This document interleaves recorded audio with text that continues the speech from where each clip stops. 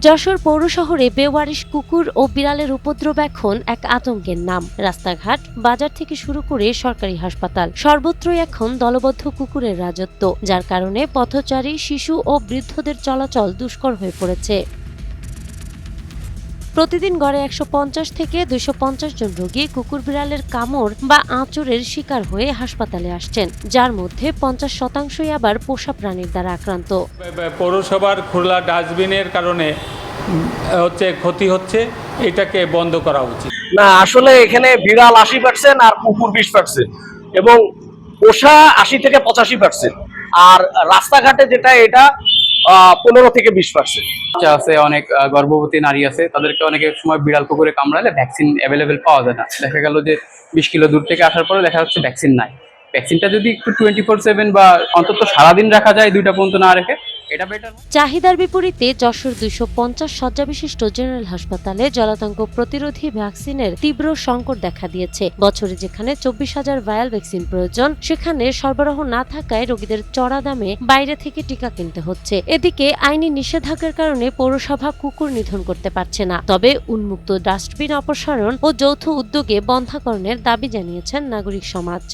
বর্তমানে যশোর জেলায় street dog বা বিয়ারিশ কুকুরের সংখ্যা অনেক বেড়ে গেছে।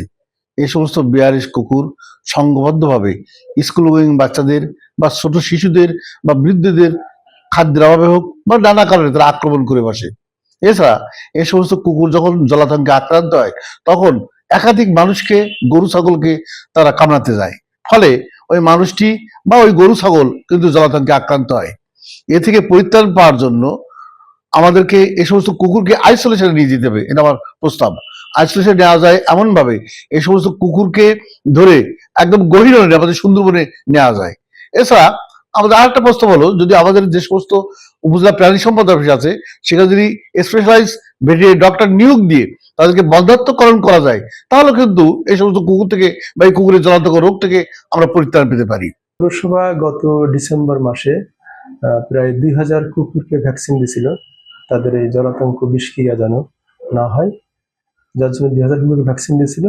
কিন্তু আসলে এই ভ্যাকসিনের একটা নির্দিষ্ট মেয়াদ থাকে, কখনো কোনোটা 3 মাস, কোনোটা 6 মাস।